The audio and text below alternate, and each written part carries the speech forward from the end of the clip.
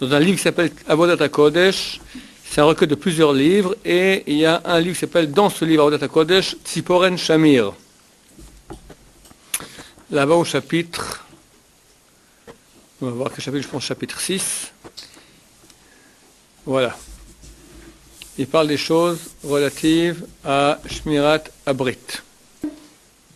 D'abord, il dit que si quelqu'un touche la brite, alors il touche beaucoup tout son naran. Naran, c'est Nefesh Ruach Neshama. Donc toute la stature spirituelle de l'être humain, elle dépend de la base. La base, c'est Yesod. Nous sommes créés à l'image de Dieu. Dieu agit dans le monde au moyen de 10 voies de conduite. 3 correspondent à notre cerveau, Chochma Bina Vadat, Chesed Gvura, Tiferet, Hod, Netzar Hod selon les jambes, Yesod c'est l'organe sexuel. Et comme son nom l'indique en hébreu, Yesod. Yesod signifie base. Or, quand tu touches la base d'un édifice, qu'est-ce qui se passe? Tout l'édifice s'écroule. Donc, quand quelqu'un touche le Alechem, la brite, alors il touche toute sa personnalité, tout son être est touché par cela. Attention, surtout il y a tchouva. Aujourd'hui, rares sont les personnes qui n'ont pas touché la brite. On est dans une société où, comme j'expliquais l'autre jour, c'est le système D du mal. D'accord? On est proche de la fin, donc le mal se déchaîne, et les épreuves qu'on a au niveau de la brite sont les grandes épreuves de la génération. Mais celui qui fait attention dans cette période-là, alors c'est certain qu'il gagne beaucoup plus que les autres. D'accord? El Shomer Brit, à l'époque où les femmes portaient toute une djellaba qui arrivait sous les talons, c'est différent que dans notre époque où les femmes ne s'habillent plus. Beaucoup. Pardon? Je n'ai pas compris ce que dit toucher. Quelle phrase j'ai dit toucher? Toucher quoi? Toucher la brite? Non, c'est-à-dire que faire, il a touché, ça veut dire il a cassé. Il a cassé sa perfection au niveau de la brite. Ça peut être du moins grave au plus grave. Rien que les pensées déjà, c'est déjà en soi un interdit. Touche la brite. Toucher, je ne parle pas le physique, je parle au niveau de toucher la partie de notre personnalité qui s'appelle le Yesod. Ça commence par les pensées. Après, ça passe par la parole. Après, ça passe par les positions nocturnes involontaires. Après, ça passe par les positions nocturnes ou diurnes volontaires. Après, ça passe avec les filles, sans relation. Après, avec relation. Et dans les filles, tu as Nida, la juive, c'est Karet. Tu as la Goya, c'est Karet des Rabbanan, et c'est d'après ce plus grave que la Goya. Et puis après, tu as la fréquence, et la folie, et le machin, et d'accord, Shemishmor. Il y en a qui s'en remettent jamais. La pollution volontaire, c'est moins grave que la cible? C'est pas marqué dans l'œuvre? Il semblerait que c'est moins grave. C'est Mita Bede Shamaim. Alors que les filles, c'est quand même Ouka, c'est Karet. Karet. Oui. Si on est dans une situation hypothétique où j'ai l'obligation, je suis dans une situation où j'ai l'obligation, soit là je vais être avec une fille mais je vais rien faire avec elle, enfin je vais pas faire d'interdit sexuel avec elle, soit Zera Levata volontaire. Il est obligé de le faire. C'est quoi, tu vas rien faire avec elle? Non, tu vas boire un pot? Aucun interdit sexuel avec elle à proprement parler. Quoi. Elle a touché, tu veux dire? Elle a touché, voilà. Elle a fini, hein? J'aime pas ces questions. C'est comme si qu'est-ce qu'il préfère de manger, du hippopotame ou du kangourou? C'est dur à trancher. Un est très fat, l'autre est Nevela. Un c'est Mitabide Shamaim, mais c'est très grave, dans le Batala. L'autre c'est un lave d'Oraita, de Yareg Balé Avor, mais vous surtout que de transgresser. Ce qui n'est pas le cas des Zer de Batala. Et surtout que forcément il aura après une position nocturne, il ne faut pas rêver. Non, parce que Zer de Batala c'est quand même quelque chose de très très dur. Les deux, c'est pourri. Tire-le au Beth Midrash, tu la Torah, on a Ken, Une personne qui a vraiment du mal à se contrôler, à se retenir. Ouais, contrôler. Est-ce qu'elle veut prendre du bromure? Ouais, Sérieux? bien sûr. Ah, y a aucun.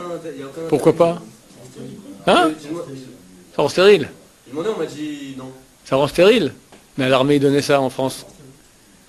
Ouais, si on le contrôle, genre ils vont défendre un délit. Si c'est contre-indiqué, alors il y a un problème. Non, mais comme il dit. Non, on n'a pas le droit de toucher notre santé, on n'a pas le droit donc de se rendre akar, c'est-à-dire impotent. Bali akar. Avec la Torah, quoi. C'est vraiment.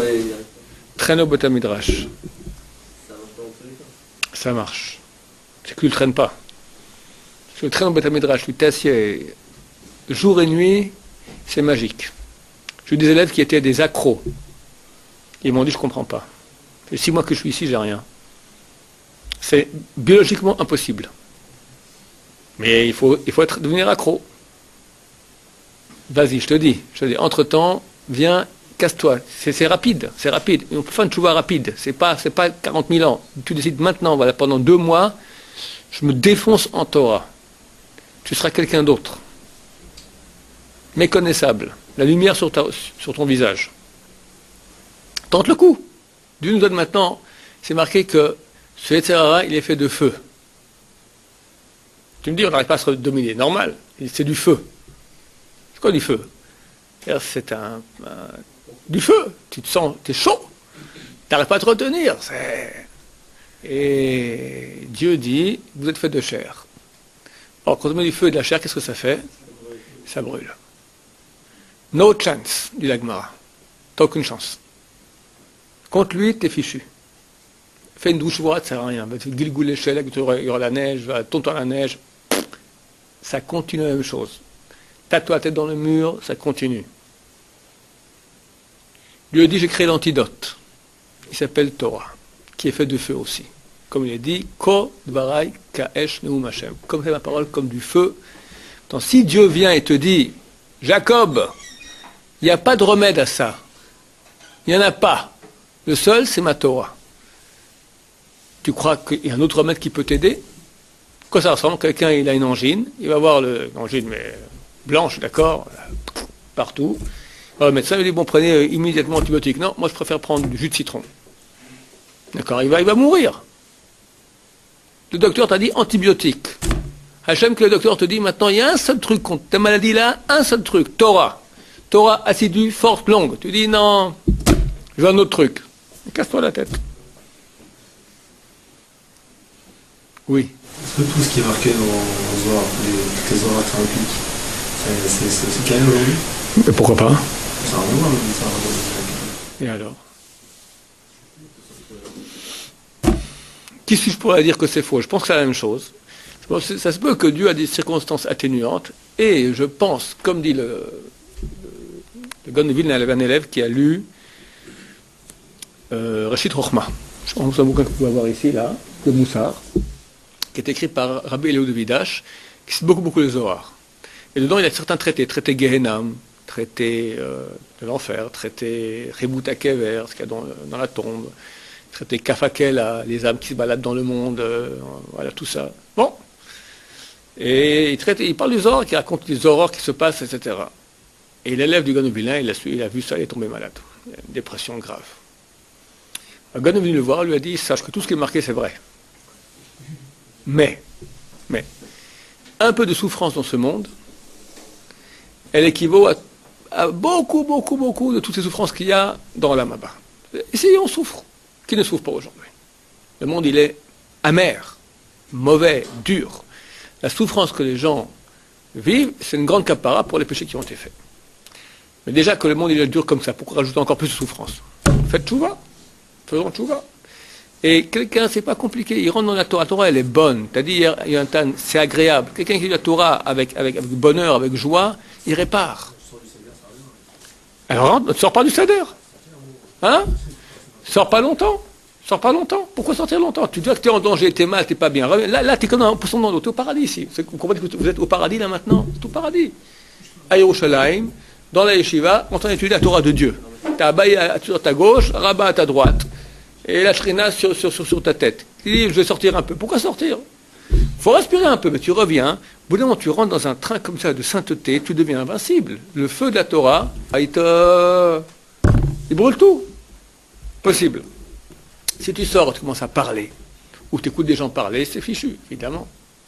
Ça, c'est l'erreur à ne pas faire. Mais l'erreur, je vous dis, je pouvais interdire toutes mes forces, d'accord, mais pas question de parler là-dessus. C'est un feu, c'est terrible. C'est un feu.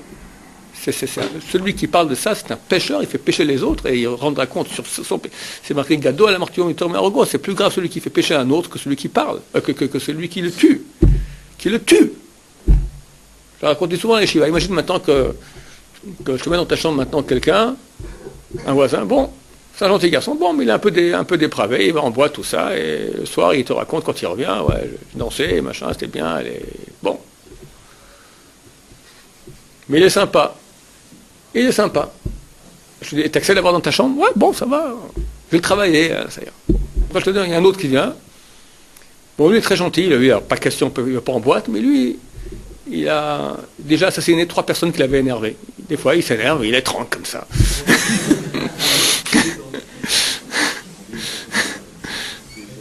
Alors, il s'est enfui de France, il est recherché par Interpol, mais il est venu chez moi, il a dit qu'il fait tchouva et il pense pouvoir se retenir.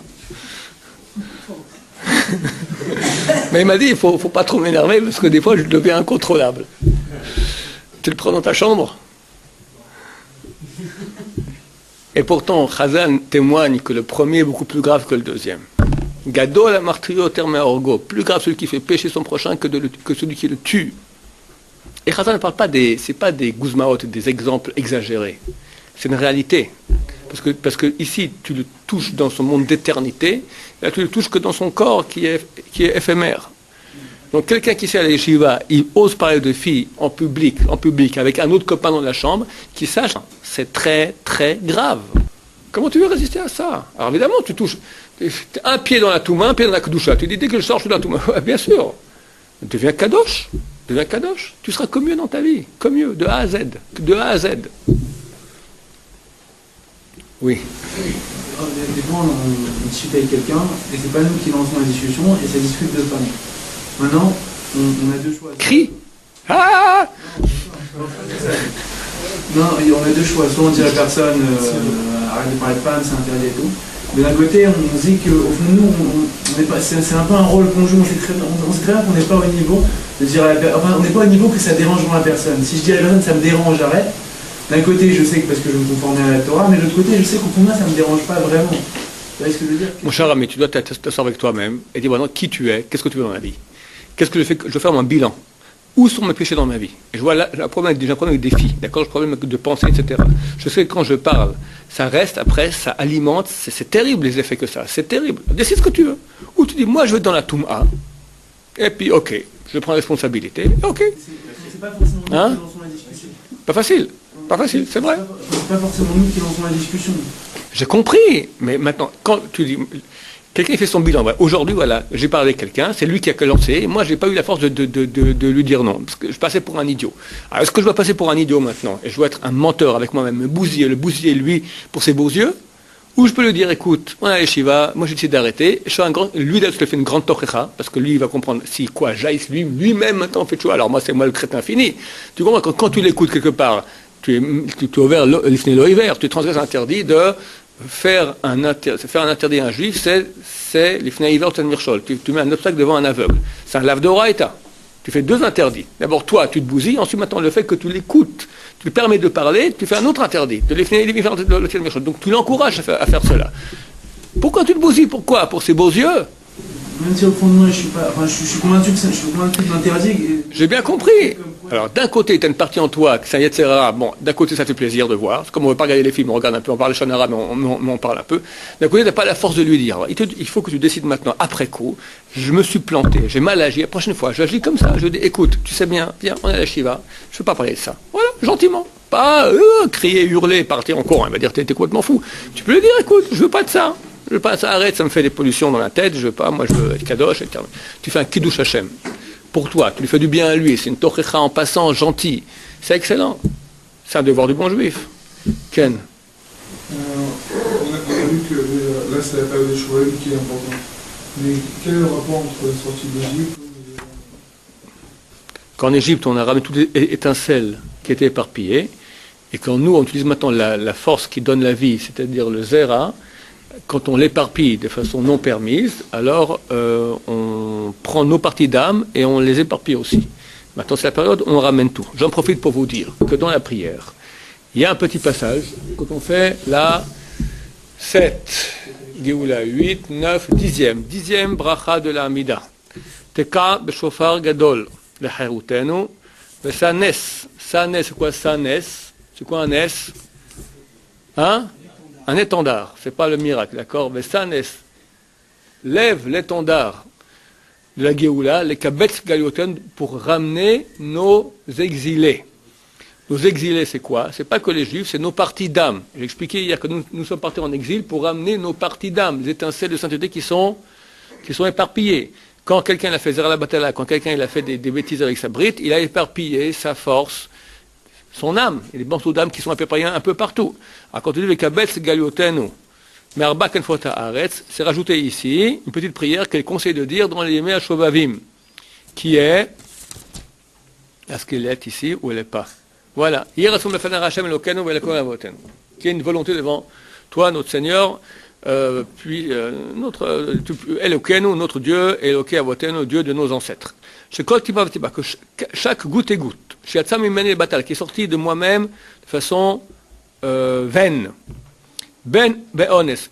que ce soit de façon malgré moi, ben beratson, volontaire, ben meshogeg, involontaire, ben mezid, de façon, de nouveau volontaire, mais exprès.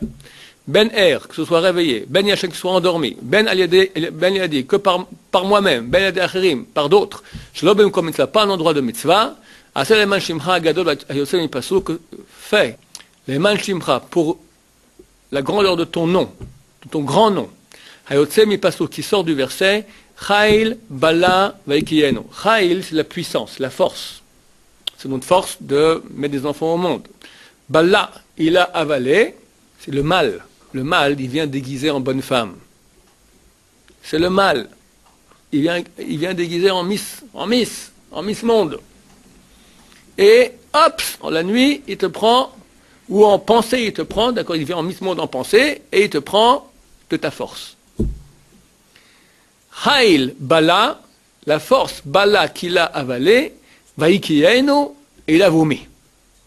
Si on prend les 3 premières lettres de ce mot, Haïl, Bala, de ce verset, ça fait Het, Bet et Vav, c'est un des noms de Dieu Kadosh. Meshubach, Shem, Het, Bet et Vav. D'accord? C'est le nom qui a aidé Am Yisraël de sortir d'Égypte. C'est pourquoi que celui qui raconte la sortie d'Égypte, Marich, il raconte longtemps, Harezeh, Meshubach. Le Ben Shari dit Meshubach, c'est les lettres du mot Shem, Het Bet Vav, le nom Het Bet Vav. Chal, Haïl, Bala, Veikienu. C'est-à-dire Ziren, Limkoman, Bimkom HaKodesh, que tu les ramènes à leur place dans la sainteté. Baruch ata Hashem, Mekabetz Nitre Amo Israël. Et quand on dit Mekabetz Nitre Amo Israël, on pense au même nom aussi. Mekabetz, d'abord aussi, quand on dit dans cette bracha, ce nom revient sans 7. Vekabetzenu Yachad, Vekabetzenu Mehera, Yachad. Il faut penser le Chet de Yachad. Mais Arba, le bet de Arba, Kanfot Vav, Het, Bet et Vav, ils sont marqués en gras dans le texte, dans le Sidour. Yechaven, Shem Kadosh, qu'ils pensent le nom saint, Het, Bet, Vav. Ça toute l'année. Plus maintenant, hein? Meshubar, c'est Shem, Het, Bet, Vav. C'est la racheteo de Chayil, Baïla, Veikien. Et quand tu dis Baruch ata Hashem, Mekabetz, Nitre, Amo Israël, Mekabetz, Bet, Nitre, Het, Amo, Vav, Israël. De nouveau, tu as ces lettres qu'il faut penser. Bon, c'est un truc qui est bien. C'est en passant maintenant que je vous dis cela, vu qu'on parle de ramener toutes les étincelles. Hein? Ça aide à ramener, bien sûr. C'est une prière à Dieu. Bien sûr, ça aide. Ça aide, tout aide. Tout aide. Tout aide. Oui. Attends, excuse-moi, je t'ai répondu par la question, tu as compris? Vu que maintenant, on lit dans les parachiotes l'histoire comment Am Israël ont ramené les étincelles qu'il y avait en Égypte et l'ont rendu vide, Nous, maintenant, ce sont les semaines où on doit travailler là-dessus pour rendre vide le Yetzirah, qu'il vomisse tout ce qu'il nous a pris et qu'il nous ramène tout. Parce que tout cela, c'est la fin. La fin, ça arrive au Beth Amikdash. D'accord? Ken? Pas marié, c'est d'augmenter la sensibilité à des choses qu'on n'aurait jamais été sensible auparavant. Par exemple, une fille, par exemple, qui vraiment n'aurait jamais eu le Yetzirah de regarder, on est très sensible. Ouais. D'accord. Alors, que faire? Alors, l'autre jour, on a parlé du principe spaghetti. On a passé aussi le principe Napoléon. Maintenant, on va parler du principe nicotine. Le principe nicotine est le suivant. Quelqu'un qui fume devient insensible à la cigarette. J'étais fumeur quand j'étais jeune. J'ai arrêté très tôt. Ma mère m'a attrapé en flagrant délit et ça s'est terminé par ça. D'accord. J'avais 12 ans. Mais elle était intelligente, elle m'a dit je t'autorise de fumer. Mais fais simplement des respirations bien comme ça pour t'oxygéner les poumons. Donc elle m'a autorisé, donc j'ai arrêté de fumer, c'était terminé, c'était. Bon. Mais je fumais 20 cigarettes par jour. Les petites on les a quand il y a les trucs. Ouais, imagine une cigarette comme ça. On était précoces. D'accord? Comme ça, on faisait des cigarettes. Et aujourd'hui, il m'arrive des fois de fumer quand les élèves mis force à Pourim, d'accord? Je prends une taf, comme ça, on appelle ça une taf. D'accord, j'avale, je ressors par le nez, comme ça. Non. Jamais goûté. Non, j'ai jamais goûté au shit, Baruch Hashem. Je sais pas quel goût ça a, Baruch Hashem. Eh bien, 2 minutes après, je suis par terre. Je sens que je m'enfonce dans le sol et je vois le monde en train de tourner comme ça. Comment on parle en termes taf, d'accord. D'accord, une bouffée de cigarette. D'après toi, qu'est-ce que tu devrais faire? Parce que c'est terrible d'être sensible comme ça. Je passe là dans le couloir quand même avec la fumée, je sens mes poumons, je sens une oppression dans les poumons. J'ai pas beaucoup d'odorat, mais je sens dans les poumons, d'accord? Ça me fait mal aux poumons, je tousse un peu de fumée. Qu'est-ce que je devrais faire? Fumer. Donc je vais fumer, je vais remplir mes poumons de nicotine, comme ça, je fume un peu, ça ne me fait rien du tout, d'accord?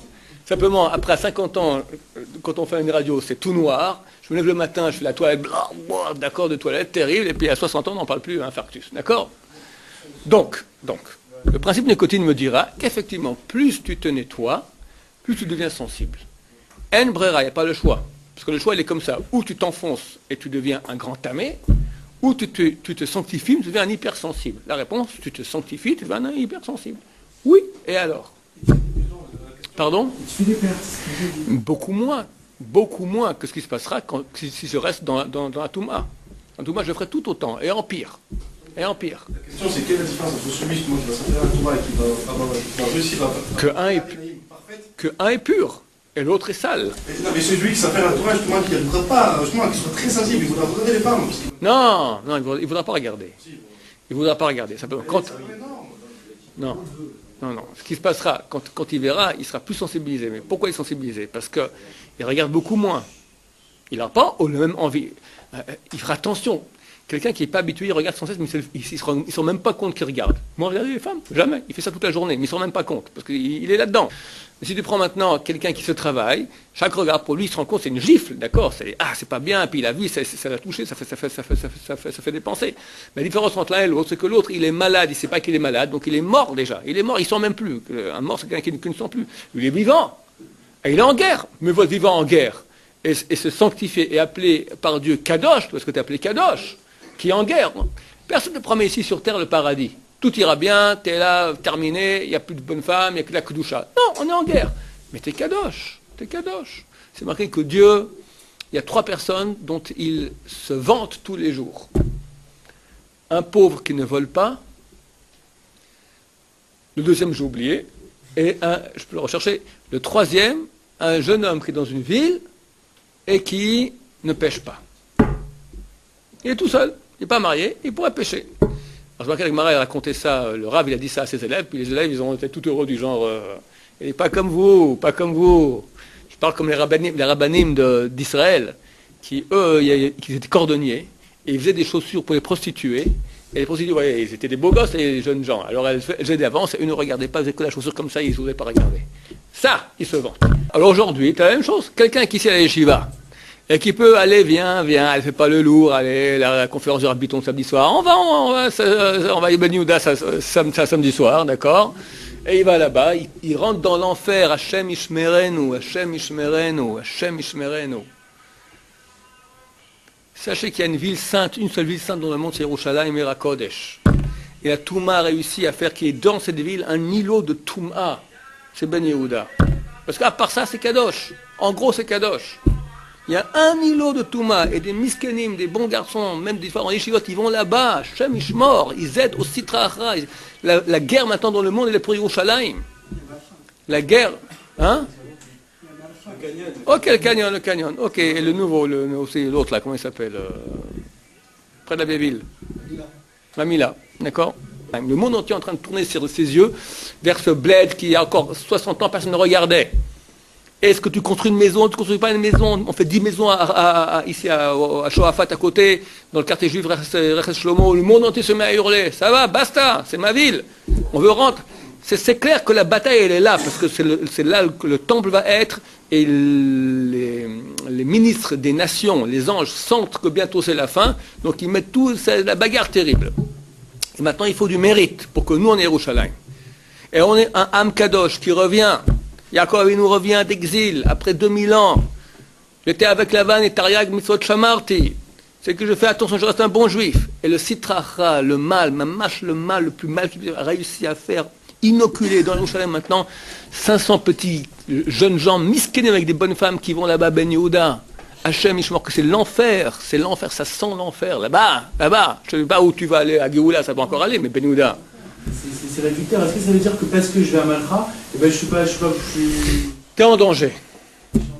Ça dépend quand tu y vas. Tu vas maintenant à 10h du matin, tu vas samedi soir, c'est autre chose. C'est autre chose. Je veux sortir et que je veux voir autre chose parce que toute la journée. Tu vas pas là-bas.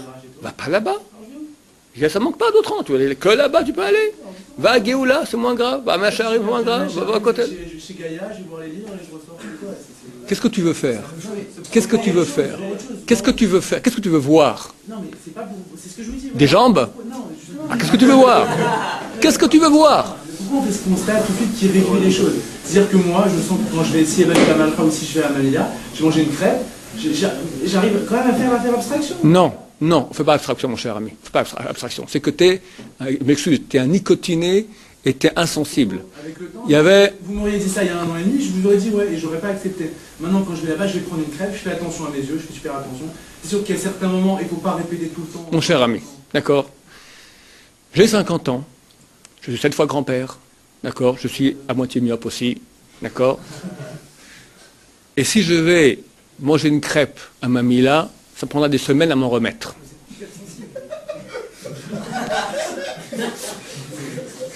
Maintenant, ça c'est moi. Il y en a un autre qui s'appelle le Rav Eliaou Lapian, Zecher Tzaddik Kadosh Livracha, qui a écrit un bouquin ici, on l'a aussi, qui s'appelle Lev Eliaou, et qui raconte qu'un beau jour, un jeune homme, là j'y vais sorti dans la rue, pas à Malcha, et pas à Ben Yehuda, Shem Ishmerenu, dans la rue.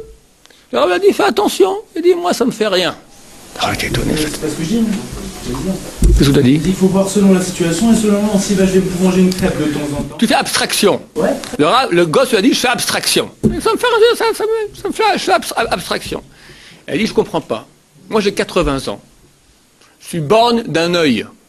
C'est un très grand étudiant en Torah. Il étudie un jour. C'est extrêmement concentré. Paf, ça fait sauter la veine qui amène du sang à son œil. Il est devenu borgne. C'était un grand sage d'Israël. D'accord? Il dit, j'ai 80 ans. Je suis borgne d'un œil, myope de l'autre. Et moi, quand je rentre dans la rue, je me mets à trembler. Tellement le SRA, il est fort. Tu me dis, toi, jeune homme de 20 ans pas marié, tu fais abstraction? Je comprends pas. Pas ma sensibilité. Ça veut dire quoi? Ça veut dire que, étant alimenté toute la journée sans cesse, enfin, dans une certaine mesure de nicotine, avant Yerushiva, c'était 20 cigarettes par jour, maintenant c'est 5 cigarettes par jour. Mais ces 5 maintenant, elles font que quand il va fumer, de temps en temps il a besoin encore de fumer quelques-unes, et ça ne lui fait rien. Ce que je dis, c'est que d'un côté d'aller à Géoula, ça ne me satisfait pas, parce que j'ai rien à faire là-bas. Je tourne, je fais rien. Attends, tu veux manger une crêpe? Oui, donc c'est pour ça que je vous dis que ce que je fais, c'est que... Sois amétique, qu'est-ce que tu cherches là-bas plus qu'à un autre endroit? Je vous assure, je peux vous mettre la main sur ces vertébrales, quand je vais là-bas, je fais attention à mes yeux. Tu cherches quoi là-bas? Qu'est-ce que tu cherches? Tu fais attention à tes oreilles aussi? Pour voir juste pour voir du mon poids, quelque chose qui bouge. Géoula, ça bouge pas? Non, mais pour voir une ambiance qui est un peu plus proche de ce que j'ai toujours connu. Non, mais... Non, mais à Ramoth, t'as deux pelés trois tendus. Géoula, c'est... C'est la même chose, il n'y a rien qui change. Ah, c'est ça. Donc tu veux voir maintenant du côté du monde à côté. Trilo, voilà, ok, voilà, c'est ça. Tu veux sortir hors du monde de la Kedusha, parce qu'il y a un odorat. Moi, quand je passe en voiture, les yeux fermés, je passe de Ben Yehuda dans mes Hacharim, on sent une différence. Tu as besoin de sortir de la Kedusha avec quelques bouffées de Touma. C'est ça, t'adores. Est-ce que c'est nécessaire ou pas? Il y a des gens à qui c'est nécessaire, des nouveaux Yeshivas, je leur dis, vas-y, dégage, je vais prendre un peu de Touma. Tu ne peux pas maintenant rester, on ne peut pas faire une désintox d'un coup trop fort, on donne un peu de méthadone à la place. Ok, mais au bout d'un moment, on espère que le type maintenant, il est en train de faire sa désintox, et il peut survivre sans méthadone. Parce que vous, la seule conclusion que vous faites, c'est que quand on sort, forcément, qu'il y a la femme est au dans la... Ça dépend où on sort, mais c'est quoi l'autre chose on te dit? Toi tu dis, je vais aller dans un endroit maintenant qui est un endroit où il y a des gens qui sont mal habillés. Des endroits où ils sont des chilos, comme tu me dis, il y a de la musique interdite, il y a des rires interdits, il y a des cris interdits, il y a des mots interdits, il y a des odeurs interdites. Tout ça, il y a là-bas. À Géoula, il peut y avoir, mais beaucoup, beaucoup moins. Pourquoi tu vas là-bas alors que tu peux aller ici? Moi, je dis, tu as besoin d'en faire, c'est tout. Parce que là-bas, je vais à Géoula là-bas, je suis frustré, ça ne change pas de... Mais frustré de quoi? Donc, tu as besoin de... Tu es frustré. Ce que tu as... C'est juste. Le changement que tu cherches, c'est la Touma. Il y a différents niveaux dans la Touma. Ça veut dire que si je vais là pour regarder. T'es pas en boîte. Je suis d'accord, t'es pas en boîte. T'es pas parlé avec des filles. Un changement. Regarde. Alors ce que je dis, au lieu d'être maintenant accro à la synagogue, à la cigarette, 20 cigarettes par jour, t'es accro à 5, t'es accro à 2, mais t'es accro. Il te faut ta dose de nicotine quotidienne, d'accord? Hebdomadaire. Regarde. Soyons le plus amétis possible, d'accord? On est sur terre pour faire Ratzon Hashem. Ce dont tu parles, tu me dis maintenant, voilà, il y a la Touma. C'est clair que ce monde là-bas, c'est la Touma. Tu as Touma plus forte qui est la boîte, tu as Touma moins forte, tourner sans rien regarder. Mais c'est quand même être en contact, être baigné là-bas. C'est moins grave, je suis d'accord, mais c'est quand même de la Touma. Tu me dis, j'ai besoin de voir autre chose. Ça veut dire quoi? Ça veut dire, j'ai besoin de me changer les idées. Ça veut dire, tu as besoin de rentrer là-bas. Est-ce que c'est compatible avec Ratzon Hashem, oui ou non? Alors, quelqu'un qui a besoin de ça, et sans ça, il pète un câble, alors on lui dira, moi, je dirais, un nouveau qui vient à la Shiva ici, va de temps en temps, parce que tu ne peux pas tout faire des désintox d'un coup, draconienne. Mais quelqu'un, au bout d'un moment, qui est ici, maintenant, ça devient maintenant sa drogue. Il a besoin, de temps en temps, d'aller goûter un peu de Touma. Ça veut dire, il dit à Dieu, écoute, pas trop. Moi, je veux un peu rester je veux un pied dans la Touma. C'est certain que c'est contraire à son Hachem. Je ne dis pas trop, c'est qu'il dit que globalement je veux que toi Dieu, mais je veux une petite parcelle qui me permet de garder les pieds sur terre, c'est tout. Mais globalement je veux... C'est un mensonge. C'est un mensonge de dire qu'on a, pour avoir les pieds sur terre, on a besoin de Touma. Je ne suis pas d'accord avec toi. Il y a des milliers de gens qui ont les pieds sur terre. Non, parce que toi tu dis maintenant, la normalité, le voir autre chose, avoir les pieds sur terre, c'est aller dans la Touma. Non, la Touma, elle est ce qu'elle est. Il faut l'appeler comme elle est. C'est le Sitra Ra. C'est le monde qui va disparaître quand Mashiach reviendra, c'est tout ce que Dieu a en horreur. C'est ça, il ne faut pas appeler autre chose que ce que c'est. Tu dis seulement que tu as besoin un peu de ça. Ok, il faut voir, est-ce que c'est nécessaire pour toi, ou bien maintenant c'est déjà une mauvaise habitude. Au bout d'un certain moment, les Shiva, ça devient une mauvaise habitude, c'est clair. Toi, maintenant, pour légitimer ça, tu vas appeler ça maintenant avoir les pieds sur terre. Désolé, c'est pas ça les pieds sur terre. C'est pas aller manger une crêpe à Canon Malgré qui s'appelle avoir les pieds sur terre. C'est pas du tout ça. Les pieds sur terre sont contraints de savoir où est la vérité, où est le mensonge. Alors pas devenir un illuminé. Ça, c'est un type qui est complètement à côté de la plaque. Mais tu peux rester quelqu'un tout à fait sensé, qui sait ce qui se passe dans le monde, droit, mais dans la Kedusha. Et pas goûter à la Touma. Ah, ça demande, oui. Dire à ma mauvaise habitude, halte. C'est un sevrage. Oui, absolument. Comme arrêter de fumer. Oui, c'est pas facile. D'accord avec toi. Mais il faut bien arriver un bon jour. Pas commencer à dire, c'est bon pour la santé de temps en temps, comme ça, quand je sens la cigarette près de moi, je tombe pas dans les pommes. Non, mon cher monsieur. Non, je suis pas d'accord avec toi. Comme le régime, il y a des gens qui prennent fond au régime. Quelqu'un qui est sérieux ici comme il faut, il va y perdre, il grandit. C'est certain. Des fois, il veut la Touma. Il y en a qui disent, et ça j'en ai eu beaucoup, qui disent, moi je pars en France, avec toutes les meilleures raisons du monde. Mais des raisons super kadosh.